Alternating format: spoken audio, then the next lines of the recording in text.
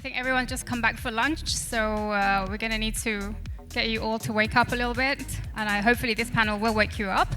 Glad to be here back at the WIBCON after 2 years, and I see how it's definitely evolving into something that is showing true progression. I think we've moved from the theme of rising and we've gone to the theme of wondering, which is talking more about the fact that we're not just climbing the ladder, we're now getting to a point where, where we've climbed, but now we're looking around and saying, well, what next? And we can actually imagine and think about what ifs. And today's discussion will be focusing on that concept of what if and how we can achieve those what ifs that we would have. We're talking today more about things like sponsorship versus mentorship, which are two very different things. And truly you need to think about what if mentorship is not enough? And frankly, it's not. What if we need to move towards something far more catalytic, something where we are actually utilizing the force of sponsorship itself. And sponsorship is not. Mentorship is when we have someone who we can talk to and we can bounce ideas off, and they can help us sort of tackle day-to-day challenges. But sponsorship is far riskier for the actual sponsor, right? They're putting their name out on the line to help other people get into roles that are befitting, hopefully, of their capabilities.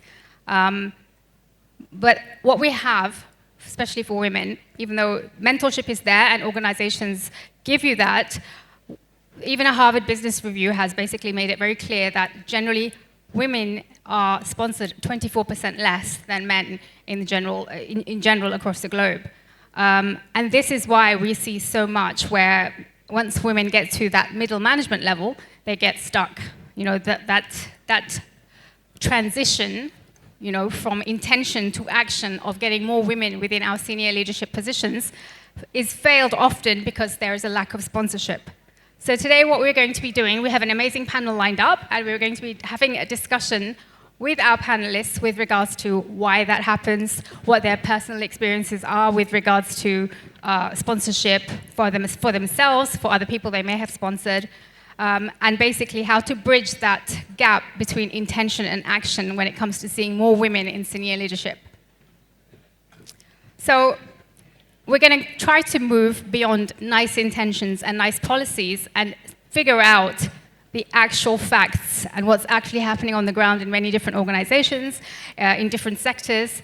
And for that, I would need to basically invite our amazing panelists onto the stage and dive into our panel of hopefully very interesting questions and revelations. I can hear a bit of noise in the background. If everyone can please settle down. I can promise this is going to be an interesting panel, so please try to focus. And having said that, now I'm going to start welcoming our panelists one by one. Joining us from the social innovation space, we have Omair Ahmed, CEO of NowPDP, a remarkable organization that's dedicated to inclusion for persons with disabilities. Omair brings a radical lens of accessibility, dignity, and intersectionality to every leadership conversation that he's a part of. Welcome, Omair. Round of applause, please, everyone. Next up, please put your hands together for Favad Soomro, CEO of Dawood Foundation, where he champions inclusive education, sustainability, and social impact. With roots in both corporate and development sectors, he brings a unique lens on embedding equity into legacy institutions and enabling underrepresented voices to move from the margins and into the mainstream. Welcome, Fawad. A warm welcome, please put your hands together for Ali Gulfaraz, who is the newly appointed CEO of Dubai Islamic Bank Pakistan. With a track record of steering institutions through transformation, Ali is known for progressive leadership and championing women's advancement in an industry that's not always known for its inclusion. Welcome, Ali. Please have a seat wherever you're comfortable. And last but not least, rounding off this incredible lineup is Arshaduddin Ahmed, CEO of IFFCO, a global FMCG and industrial conglomerate with extensive cross-sector leadership experience. He offers us a systems-driven perspective on how large organizations will operationalize leadership accountability and what it takes to move beyond individual intent to scalable structural change. Welcome, Arshad. Okay, a round of applause for all of our participants. And we will get started. Please grab your mics, everyone.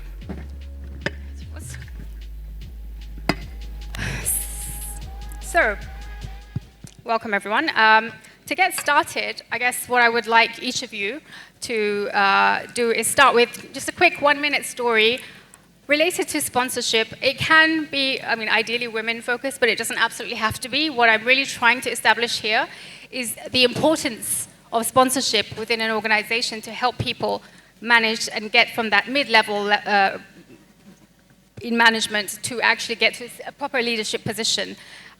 What have you, in your experience, had when you've either been a sponsor or someone who has been sponsored, and something that's really changed your perspective on things, or something that's really made you feel that it's made a huge difference in someone's life? So we start with you, Omair, if you give us one of yours, and then we'll just move around. Thank you once again. I would like to show my appreciation to PSTD for inviting us to this very august panel. All the luminaries that are gathered on the stage here, and the far bigger luminaries out there in the crowd. It's a pleasure to be here. Addressing your question, the one that you started with, I think as you were mentioning that all the stories that I've encountered in my life, in my professional life, were going through my mind from the mountains of Gilgit-Baltistan of empowerment and sponsorship to the basins of Thatta Badin. We are a disability inclusion organization, so hamari ruh ke andar, in our spirit, inclusion is embedded. Diversity and inclusion. So as a starting point, I think that's been one of the pivotal drivers of change making.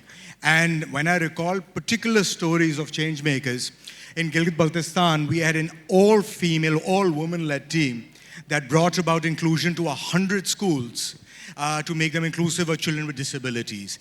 And the fact that this team used to fly every year and go to rural Gilgit-Baltistan at a time when earthquake had shattered the infrastructure, emphasized to me that once you go beyond mentorship and give sponsorship, they can take the lead, take the mantle, and make a huge difference. Fast forward down to the height of COVID.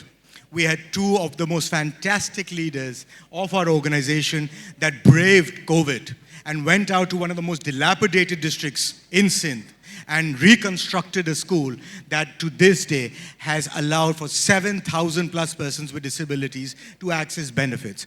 So whenever we see in terms of mentorship versus sponsorship, we have yielded the benefits off of it. We have seen people who have taken the opportunity when they're sponsored to take the mantle and actually deliver results that were far beyond our expectations as well. So for us, be that the mountains of Gilgit-Baltistan at the height of earthquakes, or at the height of COVID, to be in the basins of Thatta Badin, or anywhere in between, we have seen that sponsorship has yielded what our spirit has so demanded, and that is why we strongly believe in the message of sponsorship. Okay, thank you for that. Arshad, would you kindly give us an example where you feel it truly had an impact? And again, we're talking about something that's structurally within an organization impacted the way that someone got to success or helped someone soar, whether it's yourself, whether it's someone you sponsored. Sure. I mean, if I talk specifically about the corporate world, the organizations, how they work, in my personal experience, I've seen that people who were extremely talented, who were extremely high potential employees, I've seen a lot of them derailing their career because they didn't have good sponsors to support them. Yet at the same time, people with the same talent or a little less, having good talent sponsors, they actually grew in the organization. If I look at my own career, I had numerous amount of mentors, but I can clearly imagine 2 sponsors that I got.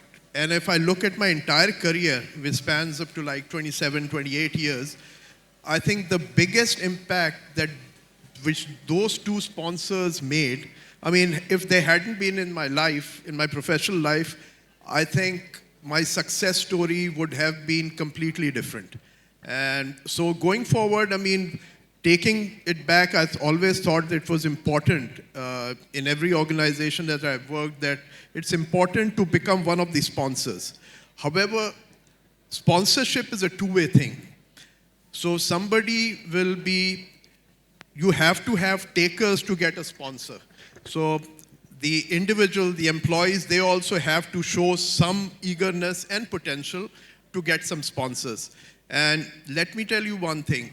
If you are a young employee in an organization, if you're really ambitious about your career, you need to have a solid sponsor.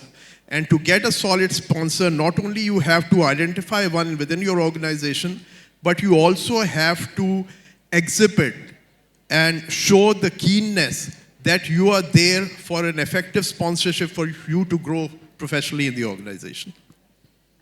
Thank you, Arshad. Fawad? Thank you, Shabnam. Thank you, PSTD, for inviting us to this great event. So, taking the cue from what Arshad just said, that one comes across, various opportunities, आपको career में sponsors मिलते हैं. Arshad has been my sponsor in my time in Polymer also.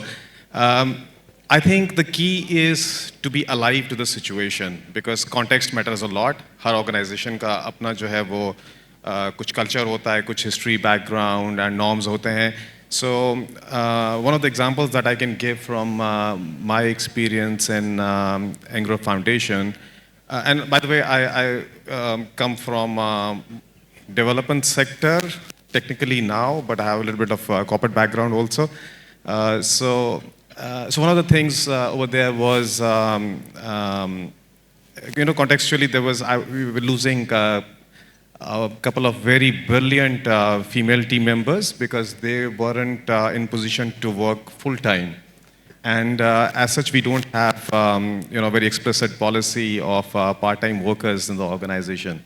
And so that was a very unique situation. And fortunately, because हमारे पास थोड़ी flexibility थी कि because both those employees happened to be on contract, so I had greater liberty in terms of setting the norms. And the mere change of allowing them to work according to their availability of hours, we were successfully retained both the employees, and it's like what, 12th year that she's working with us and adding great value to the organization. So I think some of the solutions are the elements of sponsorship would not be in any textbook. You won't be able to benchmark. I think it's being alive to the situation. The context gives you opportunity as well as constraints. Yeah. Thank you, Fawad. And again, what we're seeing here is a live example. Fawad is currently the CEO of Dawood Foundation. Previous to that, he was managing Engro Foundation, and he's telling you that Arshad was a sponsor of his at some point earlier in his career. So here we're seeing a live example of what sponsorship can do and where it can bring you. Moving on, last but not least, to Ali. Tell us a little bit from your side about your experiences, please. Thank you, Shabnam. I'm also very pleased to be invited here. So as I have just completed about a week in my current assignment at DIP, I'm going to talk about a specific case from my past. So this is going back some time. In London, I was working for Bank of America. And my boss got recruited to a very senior position at another bank in London, and it was a kind of a plan to really build up this banking franchise in Europe. And there was so he basically asked me to come and be his deputy. So this is like a two-way sponsorship story. So first, my boss persuaded me to come and be his deputy in this new organization.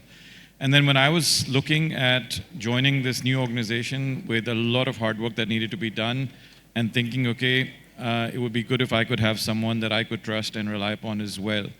So there was a young lady who used to work there, and I had a lot of interaction with, and she was in a support function, and she was due to transfer from London to New York, something that she had been looking forward to, and less than 1 week before her flight, I approached her and tried to convince her to abandon plans to relocate. So initially, I realized that I was doing this for my own benefit, but it took a bit of persuasion, but she eventually agreed. And when she joined over there, I realized that now her success was something that I, as you mentioned earlier, so I had personal stake in her success because I persuaded her, one, to leave an outstanding opportunity to go to New York, to leave the organization, and to move from a support function to a frontline business development role. I have to say that my concerns were unfounded. In the end, I felt very at ease with the way that she developed into that new role. And from the team that used to report to me, she became one of the most consistent performers, very reliable, somebody that I never had to double check on. She was always prepared, perhaps sometimes over-prepared. And I learned to rely upon her always being, meeting and exceeding the objectives. And several years later, I was very pleased that we were able to promote her to become the first managing director, female managing director in the bank in a business development function over there. So I think that it took an initial period of sponsorship, but she took full advantage of that. She showed the commitment and determination, and she came through with shining colors and became the star performer in the team. So I'm very proud of that example. Thank you. That's a lovely example. Again, as you can see, there's a variety of ways in which people can be sponsored and supported. I myself, having spent 27 years in investment banking and private equity, can for sure pin my success in my career to one particular sponsor, someone who stepped into my professional life 20 years ago. And to this day, I'm in touch with him, and I am always grateful that he was there at that moment when I was very junior and technically, a British Pakistani at Deutsche Bank in London. And he ultimately, I approached him, so correct, as Arshad was saying, it's a two-way process, but I approached him for sponsorship, and that was essentially the start of my career going in exactly the direction it went in. And 20 years on now, I was the first female board member, for example, for Dubai Islamic Bank Pakistan. I was the CEO of a private equity company at age 39. But again, I accredit all of that to that one single move. And quite frankly, after having initially sponsored me, 15 years later, 12 years later, he rehired me into his own private equity firm, and I became the CEO of that firm as well. So sponsorship goes a long, long way. You have multiple examples of that sitting here on this stage, and it's a very important aspect. But Ali, coming back to you now for the next question, if we're honest, most companies tend to believe that mentorship should be enough. But we know from data that women often end up stalling before they reach leadership positions, and usually it's because of the gap and the lack of mentorship. So what is it that holds leaders, you think, or institutions back from actually providing sponsorship to women? So I think it's a fairly broad set of issues, but I think the first thing is that you have to start from a place of truly believing in enabling women in leadership positions. And I'll give an example. Personally, one of my hobbies is cycling. And there's something we talk about in cycling, which is the sort of the weight to power ratio. And there is a story of a bunch of middle-aged men cycling together, and they're always sort of going to the cycling shop and upgrading, components of their bicycle, spending a lot of money to try and get a little bit faster. So there's this one chap, he's not very knowledgeable, and he goes to the cycling shop and says, my mates are always, someone is buying a new wheel set, someone is buying a new frame and so on, and they're always talking about this. So what should I do to become faster? And this cycling shop basically tells him that you can spend money on 1,000 pounds on wheels or so on and so forth. But he said that, or you can shed 10 pounds, 10 kilos, and you'll do it for free and you'll be much faster. So the reason I bring that up is that if we are going to have on the cycle one person pushing and carrying the weight of another person, you go slower. So if we want to drive our economy, both partners, the man and the woman, need to be driving and pushing, and I think that dramatically alters the power to weight ratio of the household, of the company, of the economy. So starting point is to believe in it. I think beyond that, what I would say is that one of the issues that you mentioned earlier is that you have a personal stake at risk when you sponsor somebody. And I think the other thing is also that you have to have a two-way commitment. And so I think that if the organization starts first from believing that having women in leadership is the right thing, then you should try and create awareness and invite people both from leadership positions and the women in the organization to try and think about this and approach this. So I think it is, what I would say is that the role of the women is very important because you have to raise your hand and you have to want this. So the initiative has to come from both sides. Fair enough. Arshad, what is your view? Like, what is stopping more organizations or more people within organizations from providing sponsorship? You know, is there some kind of a fear of backlash? Is there reputational concern? What is it? You know, Shabnam, I think the most important thing is the culture of the organization. And that is why if somebody comes to me for an advice, if he or she has got a good job opportunity, I always advise them to look at the organization from the cultural aspect, because that is the most important thing. The pay scales and the other things, they come later. No matter how big an organization it may be, if the culture is not right, it ain't going to do any good for you. So first thing is the culture. However, at the same time, so there's no, what I see is if there's no culture of sponsorship, so be it men or women, nobody is going to get that chance. And usually such organizations are infested with politics and everything. Everybody is more concerned about preserving their own positions rather than thinking of the organization in terms of the people's development. So I think this is one thing. So I think culture is most important. So whenever you decide to take up an opportunity, please double check, triple check the kind of culture that you're getting into and then make an informed decision. Thank you, Arshad. And then Omair, I guess, how do you measure a personal level of success when it comes to, again, the same question really, if, what is it that's stopping people, and how does one measure their success as a sponsor or an organization's success as a sponsor?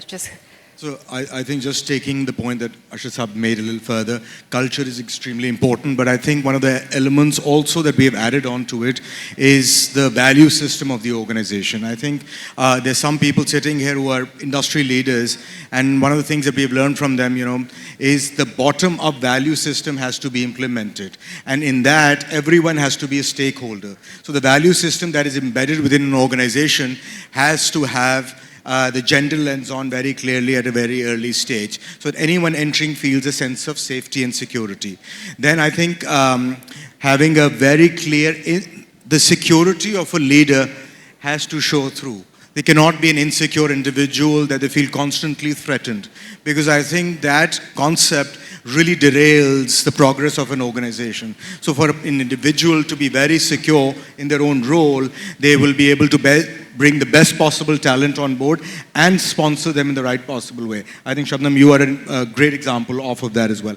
The third thing that I think is flipping what is perceived to be culturally a disadvantage into advantages. I think that's the most important thing.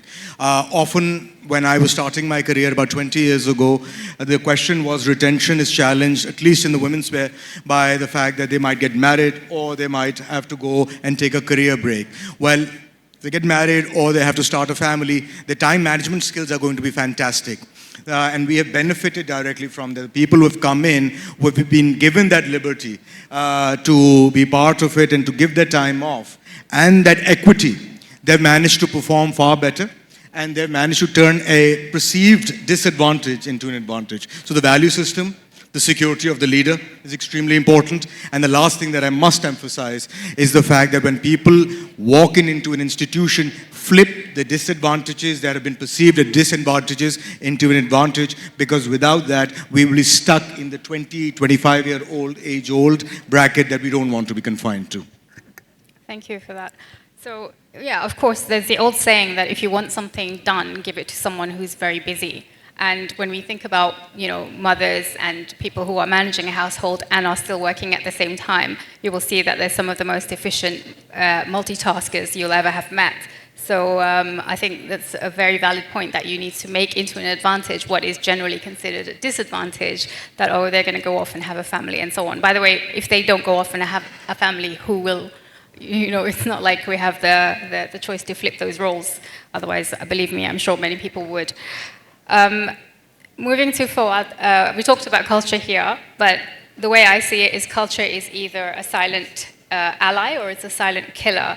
So what aspects of your organization's culture helped women rise, and what had to change to actually enable that to happen? Favad, please.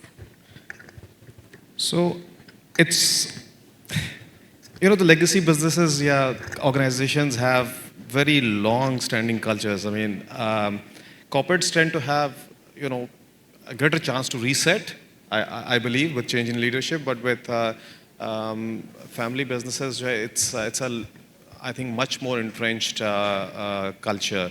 It takes longer to, I think, have any change. And like you said, some elements would always be, more favorable. Some would not be.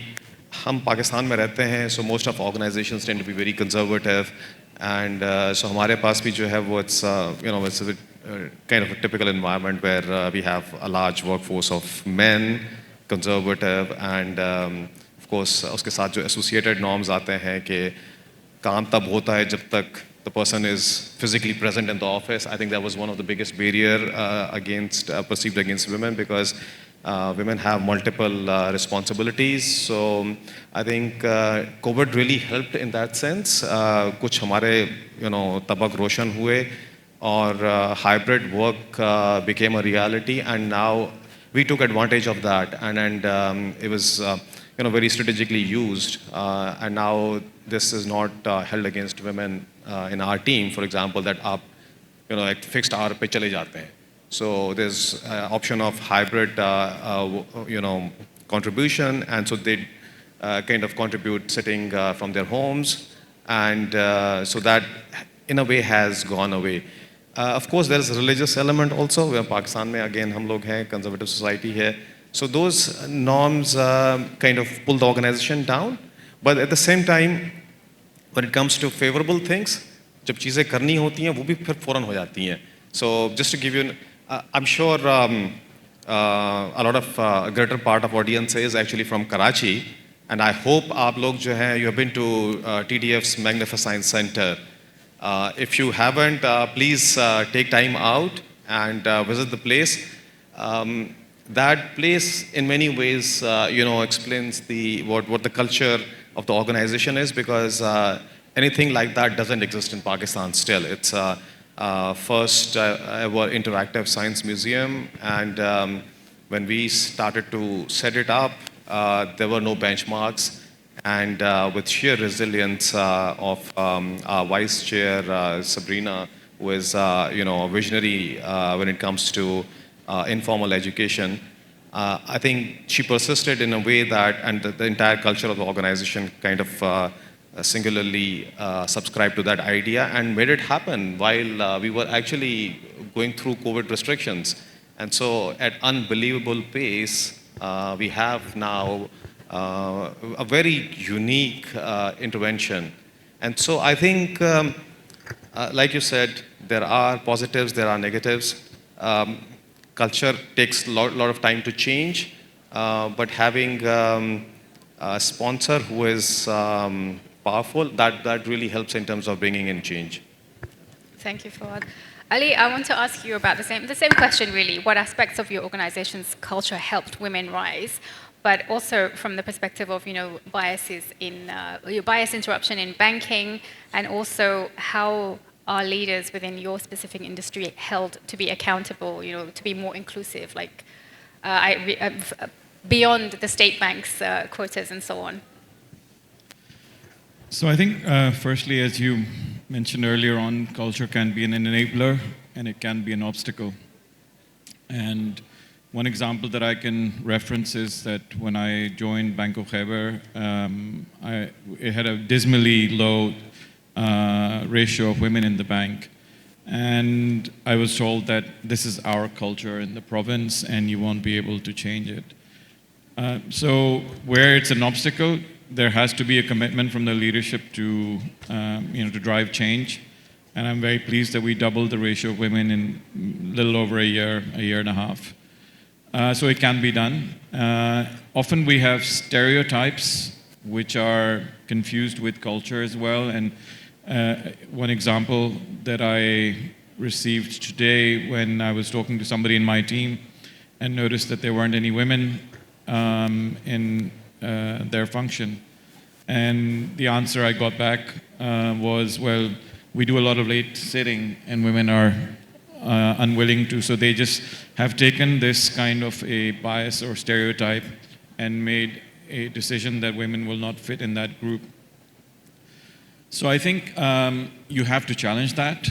The important thing also is that we have to create spaces for women in the decision-making process.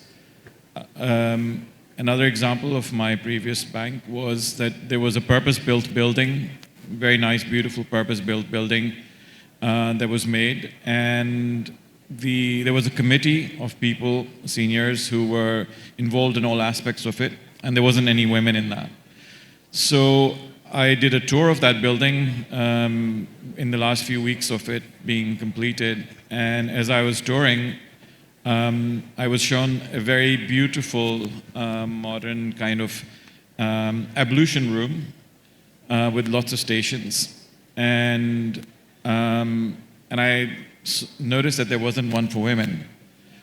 And similarly, if there were the washroom facilities were lacking for women. So I asked them, where are the facilities for women? And suddenly I found a silent response and nobody had an answer. Nobody had thought about it, and nobody planned when this building was being designed, 7 years before that. Nobody seemed to have planned for women being part of the workforce and thinking about them. So I think it's important to include women in the decision-making process, to have their perspective, and it is a leadership issue as well. You have to drive that from the top down. You have to involve them. And what I would say is that there is inertia in every culture, whether that is a societal culture, whether that is an organizational culture. And I would say that it is up to the women to claim their space in that, to demand their space, to demand to be heard. And people usually don't vacate space. You have to push for it, and you have to ask and demand it and earn it. Yeah, that's a whole different discussion altogether, I think, but fair enough. Yes, I do agree with that, by the way. As women, we do have to demand our space, but of course, at the same time, the environment needs to allow it, because not every woman is necessarily going to have that demeanor to want to push things through. So, for example, I gave my example that, yes, I went looking for my own sponsor, but then I'm I'm a Pathan and I grew up in between two boys in my household, so yeah, nobody really considers me to be a typical girl, right? But in the case there are others, and this is why we talk about inclusion and diversity, is because we have a lot more softer spoken women and who have their own demeanor, and we don't want them to have to step out of their own element to be able to get the same opportunities as their male counterparts. But as I said, this is a discussion for a whole different time. But again, it's a combination, right? We as women have to fulfill our role of stepping up and being ready to step up. And then when we do step up, as Ali was saying, the person he sponsored exceeded all his expectations and he almost never had to watch her. So we need to make sure that whoever does sponsor us doesn't regret it. So that's us doing our part. But at the same time, there needs to be some institutionalized and systemized sponsorship or systems in place that enable these types of sponsorships to happen. And that brings me to my final question before we open up to the audience, and that's basically with regards to systems. Sponsorship doesn't scale if it's just done independently and it's only depending on the goodwill of an individual who's going to sponsor someone because they feel like it. So given your organization is obviously regional and global, how, for example, have you embedded into your systems or your structures or your leadership expectations the idea of institutionalized sponsorship, especially for women? Okay, it has to start as a commitment from the top. And only words are not going to do any good. It has to be action, action, and action. I mean, if you have a great plan or strategy, if you don't execute well, I mean, it's of no use. So I'll just give you an example of IFFCO Pakistan. In IFFCO, in our leadership team, out of 7 people, 3 are women. So this is, once you take this action, if there are sponsors up there and people can actually see our employees that they have an opportunity to reach to the leadership level. And we are also constantly striving towards increasing our gender diversity percentage, and that has to come from the top. I mean, you have to provide suitable platform in the organization to the women who can actually then aspire to reach that level. So although it's a two-way street, but the first step has to be taken by the organization, and it has to start from the top. And that is why as management, we also have to see, because for ages we have been hearing that hire people who are culturally fit, and this matters a lot. So if you have a leadership team where everybody is culturally fit in terms of developing or professionally providing a platform to the women to actually grow in the organization, everything is going to change. And I have seen women who have, if given fair platform, I mean, they have done wonders. So as I mentioned, out of 7, 3 of us are women, and it brings in a lot of diversity, different thought process, and it actually helps in good, solid, healthy decision making. Thank you, Arshad. Okay, guys, we have literally not that much time left, so what I would request is for the answers to be a little bit short now so that we can at least give the audience also a chance to ask us some questions. So, Ali, the same thing. I mean, how do you make sponsorship a part of the leadership DNA of an organization, or how do you see that? Okay, so I think I was having this conversation with our head of HR today. So we have to sensitize the organization and the leaders within the organization to having representation of women in leadership roles. For that, we are going to create some kind of target for people to do that and to identify star performers within the organization that we can encourage.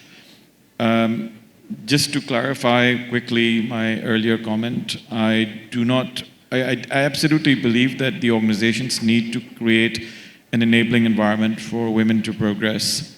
But what I meant was that, and the best organizations do that, but women shouldn't only rely upon a top-down approach.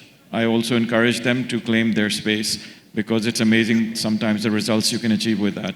So I think basically, in a nutshell, in our organization, we are going to have a very active program to try and increase representation. We will do a search for star performers. We will try to identify external talent to bring into positions.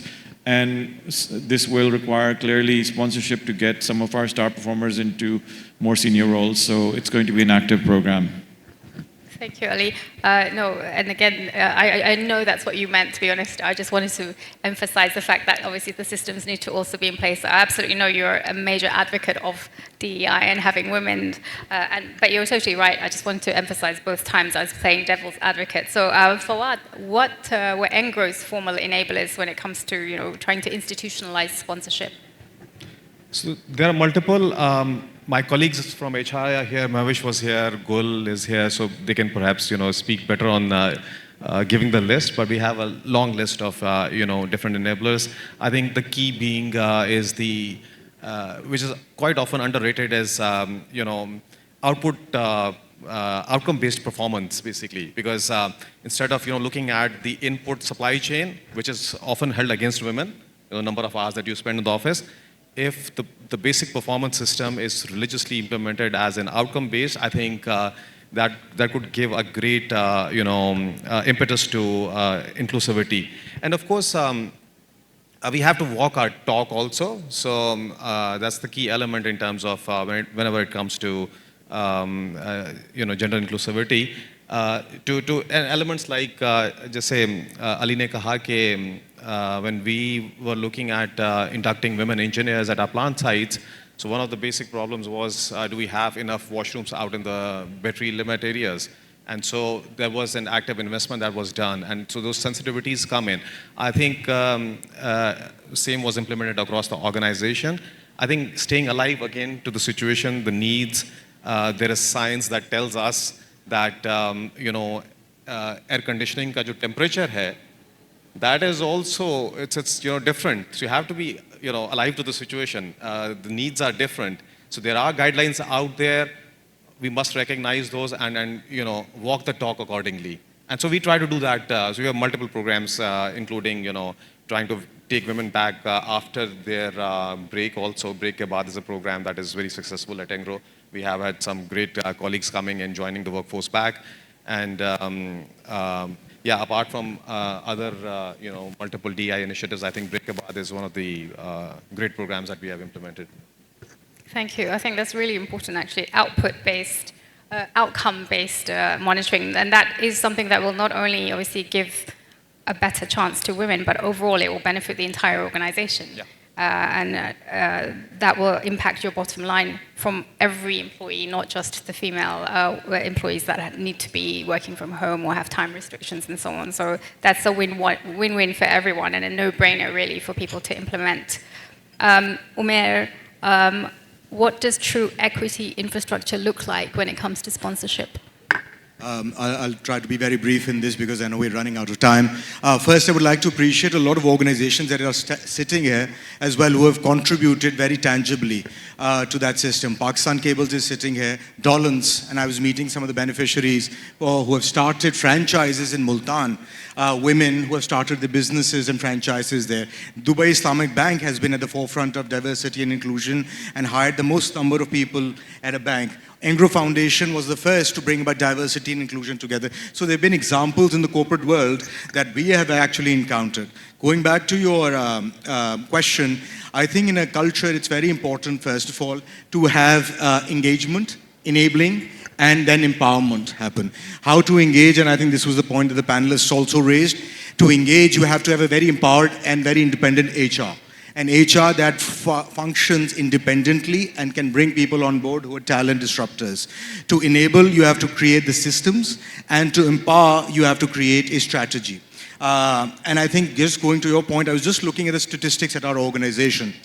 We have about 200 employees across Pakistan. There's a rural-urban divide, which is extremely important to keep in mind as well. I think a lot of our conversations are sort of bookended by urban narratives, but the cultural narratives that come out of our rural areas are somehow more empowering when it comes to things, and that's been our example as well. So I looked at our board.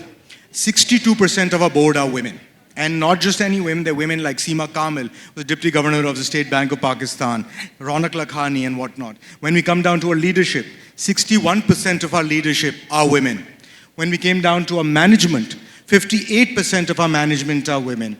And when we came down to our beneficiaries, who are women with disabilities, or 3 times worse off than disenfranchised women, we took the number from a 7% participation to a 38% participation of women with disabilities in rural and urban Pakistan. So what I was trying to tell, the infrastructure that has to be built in is a B2B infrastructure. And by B2B, and I can't take credit for coining this term, my head of marketing was sitting there, it's board to beneficiary. The B2B is extremely important. So at every step of the way, be that the board, be that the leadership, the management, as well as your customers or beneficiaries in so many ways, have to be empowered, and that needs to be embedded through your constitution, which is enshrined in your sort of policy. Absolutely. Thank you very much for that. Absolutely correct. Okay, what I want to do quickly, before we go to questions and see if there are any, is give everyone 30 seconds to just say what one action can every leader in this room take tomorrow to become a better sponsor. Ali, I'll start with you. I think you have to be willing to take risk.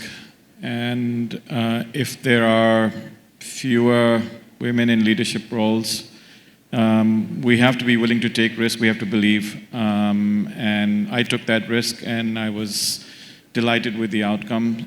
So I would just say that more leaders need to take risk in identifying and promoting women in leadership. Fawad, please. Yeah, so taking risk, I think, is not being myself, the usual risk averse when it comes to inclusivity. I think taking risk is the key thing. And of course, I would like to keep myself educated. You know, it's a kind of issue that you'll never be able to learn about enough about. So I think keeping oneself informed is very important. Arshad, please. Okay, I think it's a continuous process. I mean, we have to keep on pushing this agenda forward, and we need to make sure that we don't detract from this. So this is where we should be, and this is how it should be. And I think the best way is to keep on hammering this issue again and again and again so that it gets inculcated within the organization.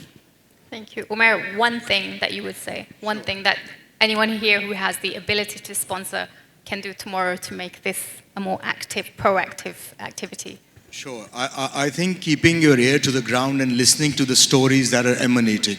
The individual stories sometimes get lost in translation because the larger goal of the organization. So that stories are no longer success stories, they become successful stories. So I think too often we associate success stories as an anomaly. To make them part of the culture, they have to become successful stories. And I think that is what we need to do. So a leader, if they listen to the stories, their opinions and the decisions are far better informed. So listen to the stories that are emanating from the ground. Thank you, Omair. So I think what today was all about was not about theory. We're talking about action. We're talking about actual reflection.